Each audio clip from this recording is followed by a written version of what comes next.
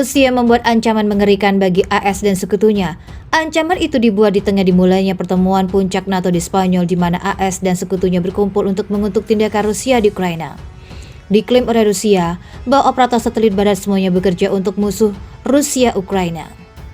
Dilansir dari Esred.uk, pada Kamis 30 Juni yang lalu, anggota NATO telah vokal dalam mendukung Ukraina selama perang dan telah secara terbuka mengirim senjata ke negara itu untuk mempertahankan diri dari serangan Rusia.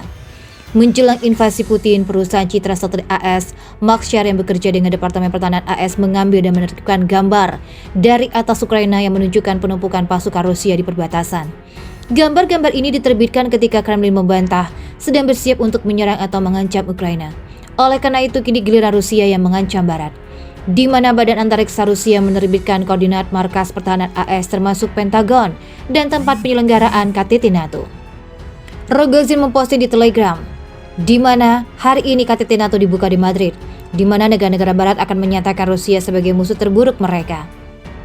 Salah satu elemen kunci memicu Vladimir Putin untuk menyerang Ukraina adalah keinginan negara itu untuk menjadi anggota NATO. Presiden Rusia Vladimir Putin berusaha untuk membenarkan operasi militer khusus dengan mengatakan itu bertindak untuk melindungi penutur bahasa Rusia dari penganiayaan dan untuk menghentikan NATO menggunakan Ukraina untuk mengancam keamanan Rusia. Baik Ukraina dan NATO telah menolak klaim tersebut sebagai alasan perang yang tidak berdasar dan tidak berdasar. Roskosmos menerbitkan foto-foto satelit dari tempat KTT dan tempat yang menjadi pusat keputusan untuk mendukung Ukraina. Salah satu elemen kunci yang memicu Vladimir Putin untuk menyerang Ukraina adalah keinginan negara itu untuk menjadi pusat keputusan untuk mendukung Ukraina. Salah satu elemen kunci yang memicu Vladimir Putin untuk menyerang Ukraina adalah keinginan negara itu untuk menjadi anggota NATO.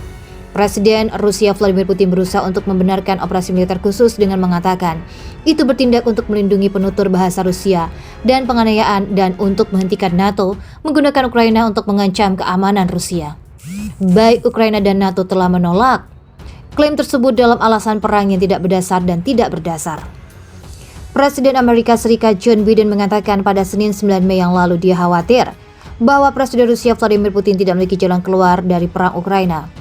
Biden juga menambahkan bahwa dia sedang mencoba untuk mencari tahu apa yang harus dilakukan tentang itu.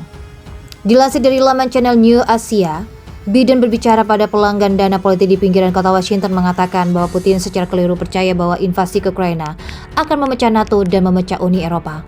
Serangan Rusia di Kiev terjadi sejak bulan Maret oleh perlawanan kuat dan Ukraina. Rusia menyebut invasi itu operasi militer Rusia, mengerahkan lebih banyak pasukan ke Ukraina untuk serangan besar-besaran bulan lalu di bagian timur negara itu, tetapi perolehannya sangat lambat. Selain itu, Presiden Joe Biden mengatakan dia akan berbicara dengan para pemimpin lain dari negara-negara maju kelompok 7 G7 minggu ini tentang potensi sanksi tambahan terhadap Rusia atas perang yang berlanjut dan insentif di Ukraina. Menteri Keuangan AS Janet Yellen mengatakan Amerika Serikat terus berdiskusi dengan mitranya tentang sanksi lebih lanjut dan dapat mengambil tindakan tambahan untuk merekam Moskow. Ribuan demonstran berunjuk rasa di Madrid, Spanyol pada hari Minggu untuk menyerukan perdamaian dan protes terhadap pertemuan puncak NATO yang akan diadakan di kota tersebut minggu ini.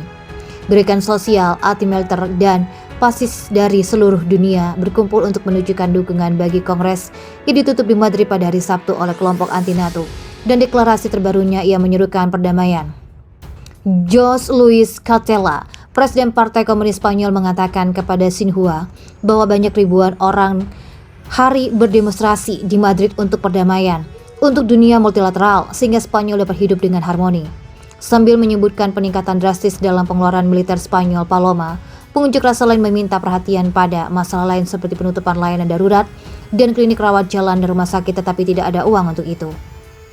Para pengunjuk rasa percaya bahwa peningkatan pengeluaran pertahanan di Eropa yang didesak oleh aliansi militer pimpinan AS adalah ancaman bagi perdamaian, dengan mengatakan pengeluaran itu harus diberikan ke sekolah dan rumah sakit.